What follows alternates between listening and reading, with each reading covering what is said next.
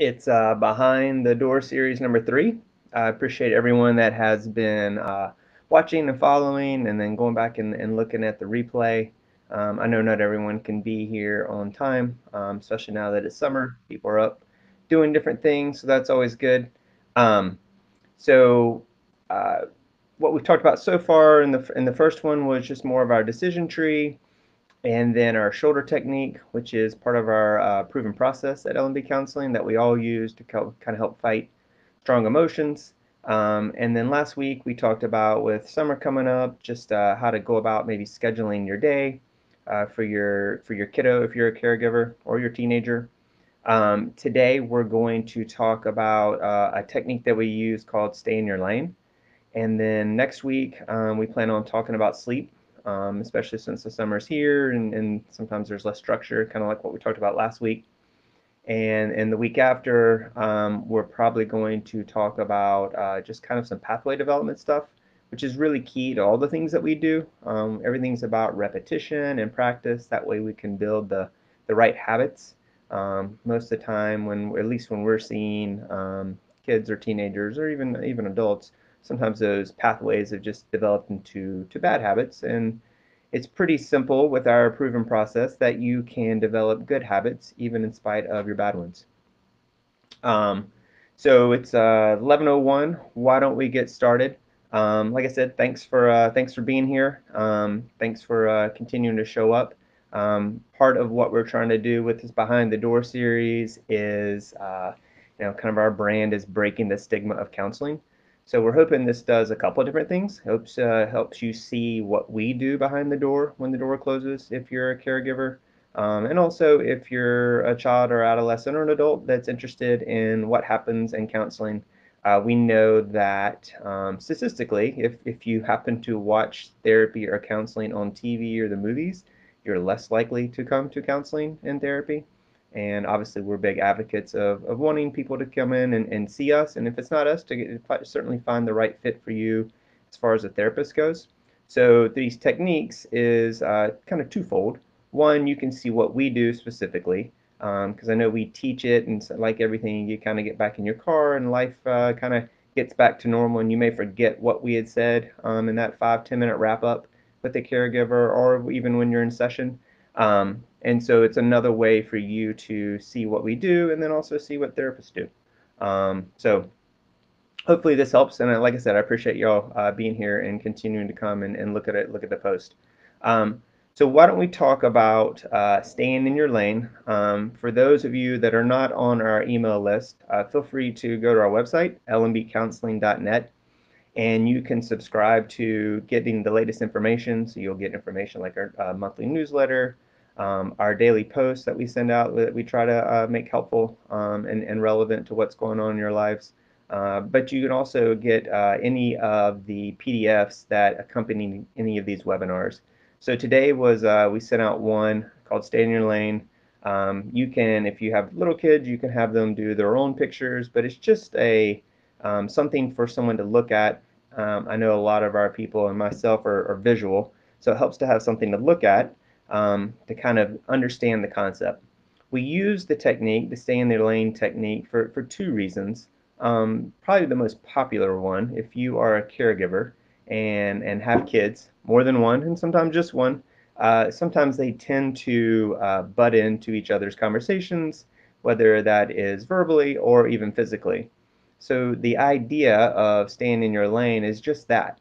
If you're driving your car down the road, you need to stay in your lane, which means you need to mind your business and not get caught up in what the other lanes are doing. And you can expand this out. If you've got 4 kids and 2 caregivers, then you have 6 lanes of traffic. It can be a super highway. But the idea is that you are managing your vehicle, doing what you need to do, paying attention to what you need to pay attention to, while not noticing what other people are necessarily doing around you, which are usually your siblings, especially right now during the summer.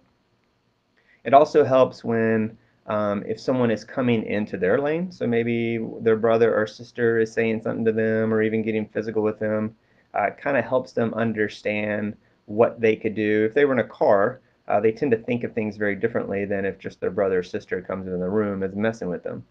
So we use it as a visual for them to understand, like they of course wouldn't make that decision to run their car into another car. They'd slow down, they would maybe pull over. Worst case scenario, we say, call the police. The police is, in this instance, it is the parents. So if you've done things, try to do things to get the person out of your lane, and it's not working, and maybe they continue to follow you, then you would want to get help. Just like you would on the road, if someone's chasing you down, you probably would call the police, pull over, slow down, let them go by, so it doesn't continue to escalate the situation.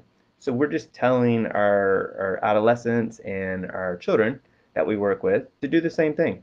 So try to handle it yourself. Try to use your tools that we talked about two talks ago to deal with that escalation of emotion. And if it doesn't work, get help. Get your parents, get your caregiver, wherever you may be, just get some help. And that way you can not get in trouble.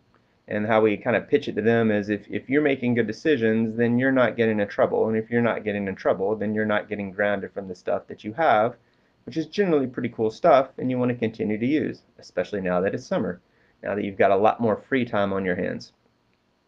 So we use the technique in that way, and it's got to be repetitious. We want the parents to use it. That way you start getting these contextual clues that, hey, we learned about this, we talked about this, I can see this in my head, we've practiced this, and if you keep doing it over and over and over, eventually you'll get a better neural network that has developed, and those caregivers, those kids and adolescents will start hopefully understanding what that contextual clue means and not go into someone else's lane. Now this does take, generally habits take anywhere from 45 to 60, 66 days to establish those habits. So it's not something you're going to see right away, more than likely, unless you've got a super motivated kid. But a lot of times these are more of our spirited clients that have a little bit more fire and sometimes maybe a little bit more oppositional in their behavior. So it may take a little longer, but if you keep doing it, and if you as the caregiver remain calm, all you're doing is pointing out like, hey, you're in their lane, or you might be in my lane, or someone appears to be in your lane. What do you need to do?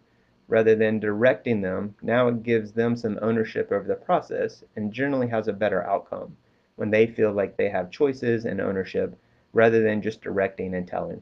That's usually when you see the resistance, especially for our more spirited clients.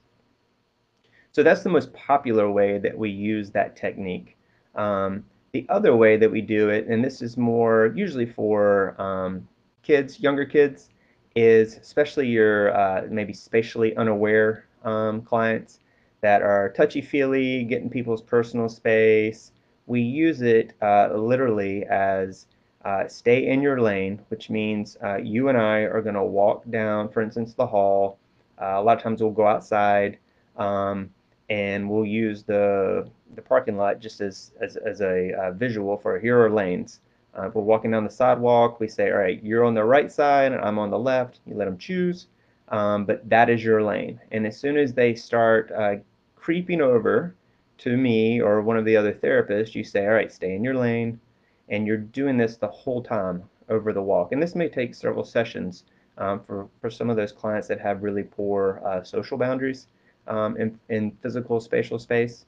Um, so you're just repeating that over and over and over. And if you continue to do that, like I said, over many weeks, just saying staying in my lane helps them correct what they're doing, gives them a clue of what was happening because they don't necessarily know they're doing it. So you're bringing awareness to the behavior, and then they get a choice. And usually, in most instances, at least with the clients that I've seen that I've worked with, they go back in their lane. Um, and they kind of like the idea of driving their own car. So that works really well for those type of clients, and especially for maybe some of your younger kids. So you can combine it in both ways. There may be some kids that have really poor social boundaries and physical space. They're also doing it purposefully to just annoy their siblings or other kids.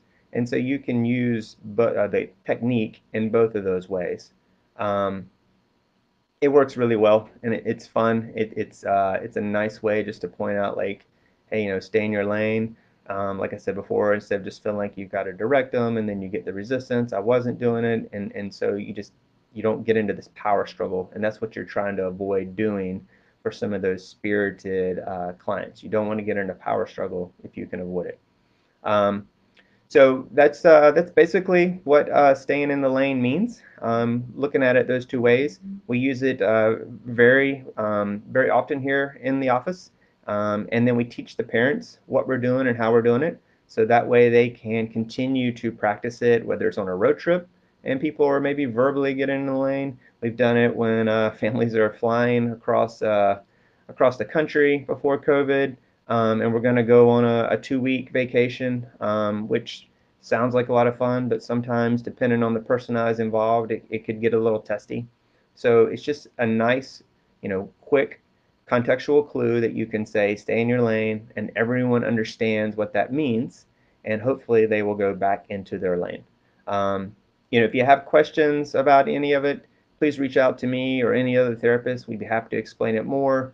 And really appreciate you being here. Next week, we're going to talk about sleep and summer, kind of the combination, because typically it's one of my biggest worries, especially with my teenagers over the summer, because they've got 10 weeks, and I know COVID has maybe added another 10, so 20 total of having a sleep issue, maybe even reverse cycling, where they're staying up all night and sleeping during the day.